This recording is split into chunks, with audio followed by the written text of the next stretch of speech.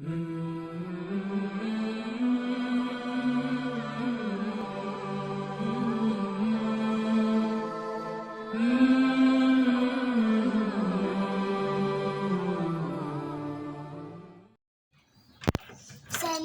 के 8वें बाब का तीसरा किस्सा पेश खिदमत है। बिस्मिल्लाहिर्रहमानिर्रहीम। तबलीग हज़रत मुसअब बिन उमैर रज़ियल्लाहु तआला अन्हु। मुसअब बिन उमैर रज़ियल्लाहु तआला अन्हु, जिनका एक किस्सा 7वें बाब के नंबर 5 पर भी है, उनको हज़रत अक़दस सल्लल्लाहु अलैहि वसल्लम ने मदीना मुनव्वरा की इस जमात के साथ, जो सबसे पहले मिना की घाटी में मुसलमान हुए थे, तालीम और दीन के सिखाने के लिए भेज दिया था। ये मदीना तैयबा में हर वक्त तालीम और तबलीग से मशगूल रहते थे। लोगों को कुरान शरीफ पढ़ाते और दीन की बातें सिखाते। असद रज़ियल्लाहु तआला अन्हु फरमाते हैं कि पास उनका क़ियाम था और पढ़ाने वाला इस कदर मशहूर था कि नाम से मशहूर हो गए थे। साद बिन मुआज़ रज़ियल्लाहु तआला अन्हु और उसैयद बिन हुज़ैर रज़ियल्लाहु तआला अन्हु, ये दोनों सरदारों में थे। इनको ये बात नागवार हुई। साद ने उसद से कहा कि तुम असद के पास जाओ और उनसे कहो कि हमने ये सुना है कि तुम किसी परदेसी को अपने साथ ले आए, जो हमारे ज़ईफ़ लोगों को बेवकूफ़ बनाता है, भागता है। वो असद के पास गए और उनसे सख्ती से ये गुफ्तगू की। असद रज़ियल्लाहु तआला अन्हु ने कहा कि तुमने की बात सुनकर ये ठहर गए। अगर तुम्हें पसंद आए तो कबूल कर लेना, अगर ना आए तो कबूल ना करना। अगर सुनने के बाद नापसंद हो तो रोकने का मुज़ायका नहीं। उसैयद ने कहा कि ये इंसाफ की बात है, सुनने लगे।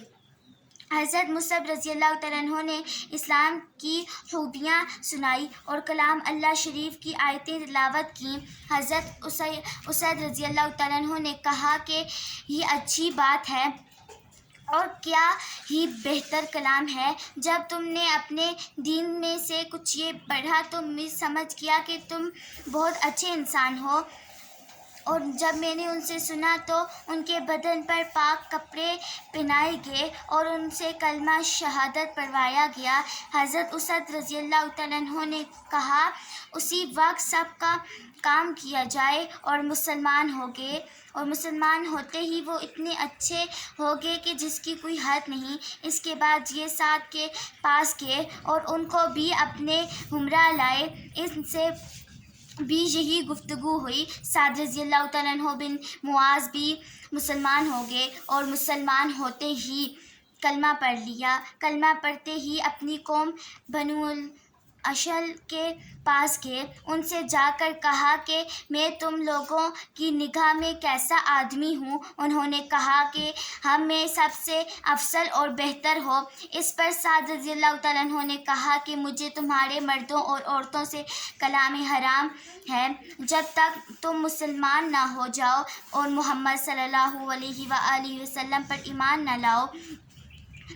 इनके कहने तक ये कबीला अशहल के सब मर्दों और औरतों से मैं नाराज़ ही रहूँगा और हज़रत मुसअब रज़ियल्लाहु तआला अन्हु उनको तालीम देने से मशगूल होंगे। हज़रत उबी बिन काब रज़ियल्लाहु तआला अन्हु की तालीम।